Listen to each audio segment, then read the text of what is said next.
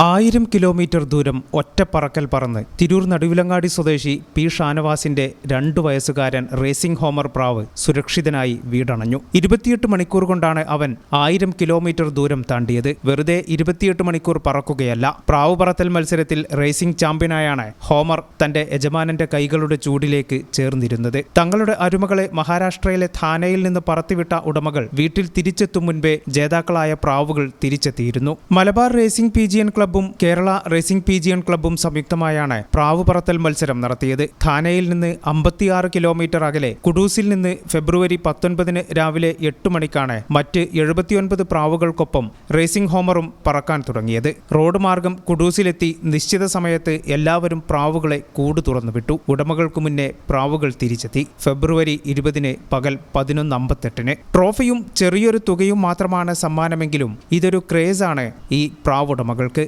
ഞാൻ ഇപ്പോൾ അതായത് 5 വർഷത്തോളമായി ഇപ്പോൾ റേസിംഗ് ഹോമർ എന്ന് പറഞ്ഞ പ്രാവാണ് നമ്മുടെ കയ്യിലുള്ളത്. ഇതിപ്പോൾ 5ാമത്തെ വർഷമാണ് റേസിൽ പങ്കെടുത്തുള്ളത്. ഇതിന് മുമ്പൊക്കെ പങ്കെടുത്തിട്ടുണ്ട്. 2022 തൊട്ടിട്ട് റേസിന് പങ്കെടുത്തിട്ടുണ്ട്. 22, 2023, 2024, 25, 26, അതായത് ഇപ്പോൾ ഈ വർഷം 1000 കിലോമീറ്ററിലൊക്കെ ആദ്യമായിട്ടാണ് മത്സരിക്കുന്നത്. 1000 കിലോമീറ്ററിലൊക്കെ ആദ്യമായിട്ടാണ് പ്രാവുകളെ റേസിന് പങ്കെടുപ്പിക്കുന്നത്. അപ്പോൾ അതിൽ തന്നെ ഫസ്റ്റും സെക്കൻഡും നേടാൻ കഴിഞ്ഞു എന്നുള്ളതാണ്.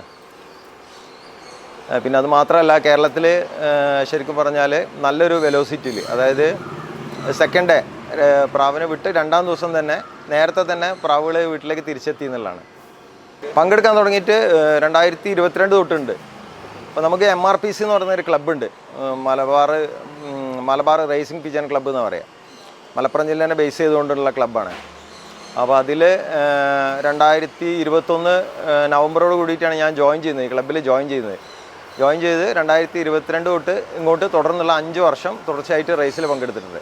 2 ഇനം പ്രാവ് പറത്തൽ മത്സരങ്ങളാണുള്ളത്. കൂടുതൽ സമയം പറക്കുന്ന ഹൈ ഫ്ലയർ റേസും കൂടുതൽ ദൂരം പറക്കുന്ന റേസിംഗ് പിജിയണും. ഥാനെയിൽ നിന്ന് ആരംഭിച്ച മത്സരത്തിൽ ഇക്കുറി 1001 കിലോമീറ്റർ വിഭാഗത്തിൽ 1ഉം 2ഉം സ്ഥാനങ്ങൾ ഷാനവാസിന്റെ പ്രാവുകൾക്കാണ്. 3ാമതെത്തിയത് താനാളൂർ സ്വദേശിയുടെയും 4ാമത് മങ്കട സ്വദേശിയുടെയും പ്രാവുകളും. തിരൂർ നടുവിലങ്ങാടിയിലെ പ്രിയ അക്വാപെറ്റ്സ് ഉടമയാണ് ഷാനവാസ്. മത്സരത്തിനു മുൻപ് പ്രാവുകളെ ക്ലബ് ഓഫീസിൽ എത്തിച്ച് ടാഗിംഗ് നടത്തും. തിരിച്ചെത്തുന്ന പ്രാവിന്റെ ടാഗിലെ രഹസ്യ നമ്പർ സംഘാടകരുടെ മൊബൈൽ ആപ്പിലേക്ക് നൽകണം. അങ്ങനെയാണ് വിജയികളെ നിർണ്ണയിക്കുന്നത്.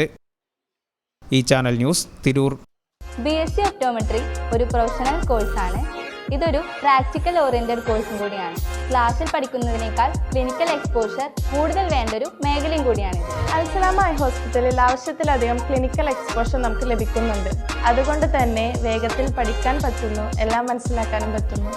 We are very happy to be the part of Al Salama Optometry College.